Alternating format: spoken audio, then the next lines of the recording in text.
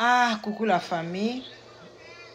Bandeko ndeko na biso mwana Alexandra na Canada bungaki. Ça fait quelques jours bazo lukaye. Na lobaki ata un mot te. Asalaki ata live te po na zeki ne liki au monana. Et puis je me demandais ba prophète bazate. Pasai na Nzambe bazate ba mona mwana aza wapi. Ndeko mwasi moko abimaki alobi ke Nzambe alakisi eke akufaki na mai. Batu batondimaki te toboyaki. Bandeko ezosala nga pasi lelo baye komona corps na ye na mai. Yango batu bazolela. Batu bazolela na kati ya Canada. Ambulance yango yo bandeko na ngai akuti mwana kufi na kati ya mai. Bandeko bamboko tozoya ti Canada pe bakomo boma batu kuna nde tokanisaka nde refuge malamu awa biso ka Londres bambelio Londres boyo tolalaka mitema kobanga bandeko mwana batu na Canada bamonaki ndenga zokota na park so pa kenda oluka nindi so pa kenda ne kozwa mupepeo so pa zana na rendez-vous akutana na ba camarade bandeko toyebi te bayo okuta mwana kufi na kati ya mai soki batu babomie babwaki na kati ya mai mama na ye na Kisasa bazokangisaka bambongo na bango bakongole ebele bazwa kotika bana bango na Canada bango moko batangaka. Bandeko nazangi maloba naloba nini kozana chamo volima boyo kasoba olobe na biso nini awa ngo kolanda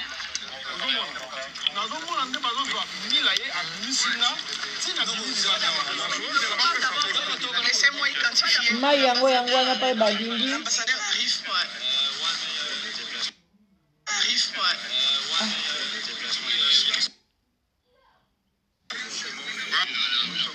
nakamba pasi na mawa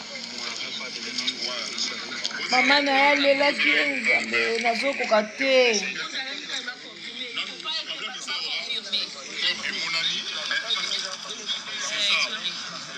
Ils veulent même pas appeler l'ambassadeur. C'est tout ce qu'on demande.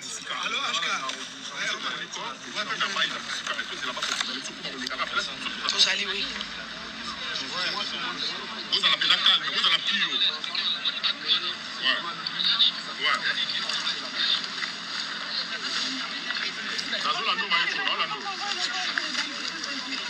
Laissez-nous, messieurs, laissez-nous identifier. Juste une personne. Bandimi, mais il faut abîmer sa corps, les bananes. Ils ont accepté. Même si quand tu rentres là-bas, tu t'agites pas.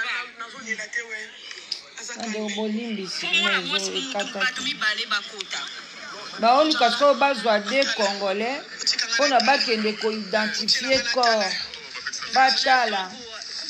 Alors bandeko nanga eza pasi mwana wana kufi bamoni na mai eza nango ye batali ko bamoni mwana mutu mwindu epi mwana mutu mwindu ka moko mutabungi mwana mutu mwindu ka moko azana ba age wana eza mwana biso bandeko mwana kufi na liwa pasi liwa mai nani asali eboye bandeko mama na azaka na poto te mama na azoka mbongo na ye na Congo kuna bandeko aye ko ba otangisaka bana na bango na ba étranger parce que na Congo kuna eloka malinga eza te bandeko na ngai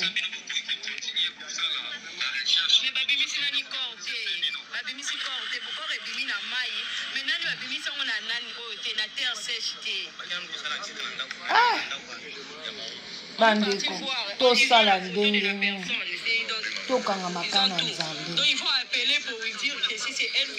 tokanga makana Nzambe toana eloko kokende te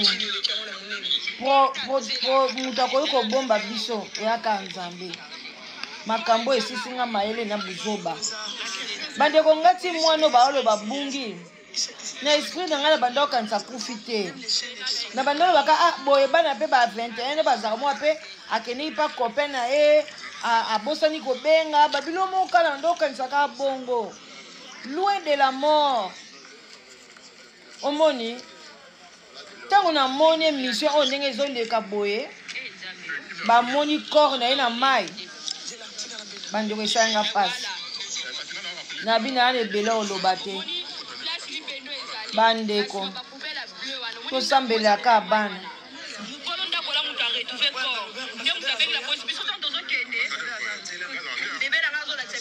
bandaku mpe eza mosika te akangi photo tokyo totali na bahésitant tobimi place baposte babato bebe na ngai lobi tokende boye ta tozokende tomoni la police na ambulance ezoyaka mbangu donc le propriétaire c'est lui qui a bango wana le corps est venu le corps est là on a bozomona nde oya na bato na corps kota na bato bozolakisa biso bien te c'est ça les corps arrivent. Donc le corps arrive, là on est en train d'identifier, on est en train de faire sortir le corps pour identifier le corps. On ne peut pas encore. On ne peut pas encore. Et chargé papa, ouais. Et combien mais on met tenir pour ton tchaka. Ton landa, on a mort, non? Donc là, on n'a pas encore les informations. On attend encore. bazozwa corps na mai mpona babimisa yango sikoyo eya na mokili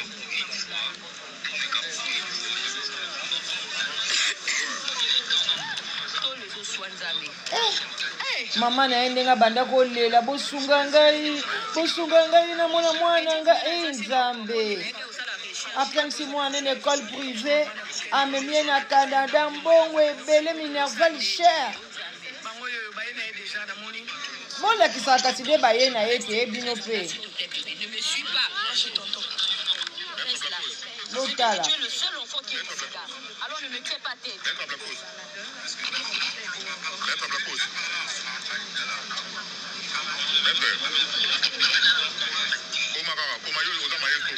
oyo eza ka video ya 10 minutes bandeko na ngai faina nasala na ngongo ka normal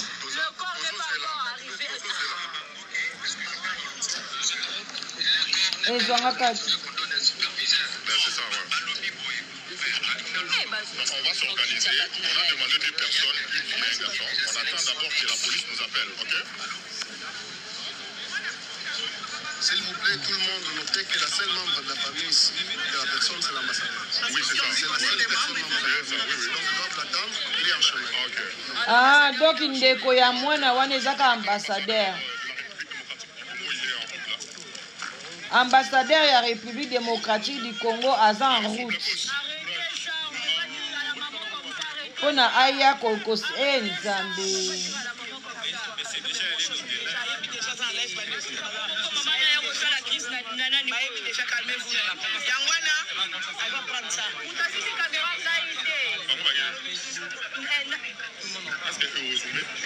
bolakisa kaka mama na ye akosala crise biso ya ndenge asayebi ke mwana kufi bokomaka kobangabanga makambo tokolakisa kor te mama akosala bolakisa kaka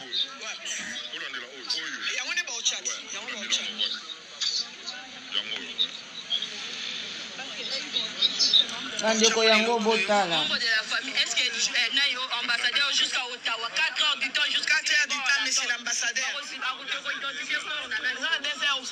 C'est 4 heures du temps, nous allons rester ici. Ottawa, c'est 4 heures du temps. Ambassadeur azalaki te ntango bakor ebimi bozela ambassadeur 4 heures de temps ya Ottawa bosorganize bino moko bozwa mutu moko akende kuna bocertifie corps alanda yango na morgue mais c'est l'ambassadeur bandeko esa pasi ya la fille est décédée, la fille est partie. C'est triste vraiment, maman na ye c'est mawa bandeko tobatela bana bandeko na ngai. Yango ba police partout na Canada kuna. Bandeko mai na miso. Esali pasi tobatela bana na prière, tozala kati wana bango bayebaki na bango bayebaki oh nzambe nga na koti na kati na mai wana omoyeka ntango kaka mbele azongisinga na comprendre kaka ke sikoyo kopa ete live yango tala ezobibisana na elongi na nga lisusu epesa ye moko azwa tia kote ya bato nde bamona okoya kokanga pamba na oya kosote na ke bakayinga kaka oni baosala bato bango wana bapompier bakozwa accord parce que bakotisa ete omona eza difficile. Bapompier bakozwa accord Parce que nous on est sur place, ils doivent nous dire comment on a le droit de savoir.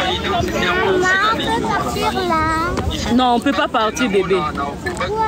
Est-ce que Rolanda Bango à la mort. Rolanda Bango.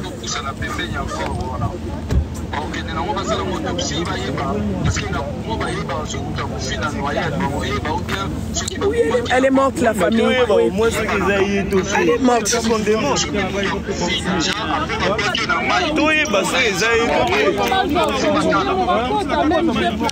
Okito, kende senga bango faut confirmer ce qui est aillé. Senga yé, bateau confirmé. Si ce n'est pas elle, on va continuer les recherches. Si c'est elle. Te batindi moto. Mais wapi délégué bango batikali kuna bo benga délégué bayaka batu misu bake kuna bayaka kuna.